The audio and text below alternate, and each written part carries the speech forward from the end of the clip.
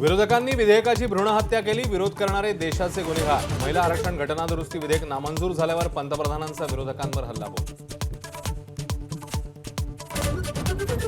सत्तेत टिकून राहण्याकरता महिला आरक्षणाचा प्रयत्न फसला. काँग्रेस खासदार प्रियंका गांधींचा हल्लाबोल. तर देशामधल्या महिला मूर्ख नाहीत, सत्ताधाऱ्यांना प्रत्युत्तर. दिल्लीमध्ये भाजपचं आंदोलन.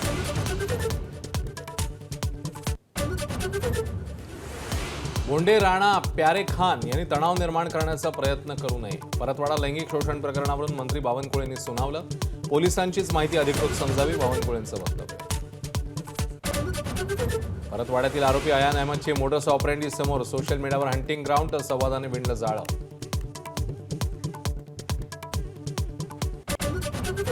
भोंदू खरातची पुन्हा न्यायालयीन कोठडीत रवानगी. चौथ्या गुन्ह्यात 30 एप्रिलपर्यंत कोठडी, तर 5व्या गुन्ह्यात पोलिसांनी कोठडी मागितली. उद्या सुनावणी होणार.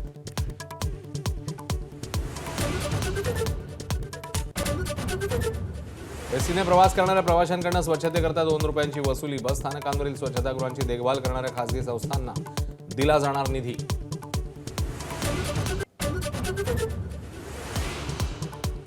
राज्यामध्ये उष्णतेने नागरिकांची काहिली. मराठवाडा विदर्भात पारा 42 पार. अनेक जिल्ह्यांमध्ये उष्णतेचा येलो अलर्ट, तर काही भागात पावसाची शक्यता.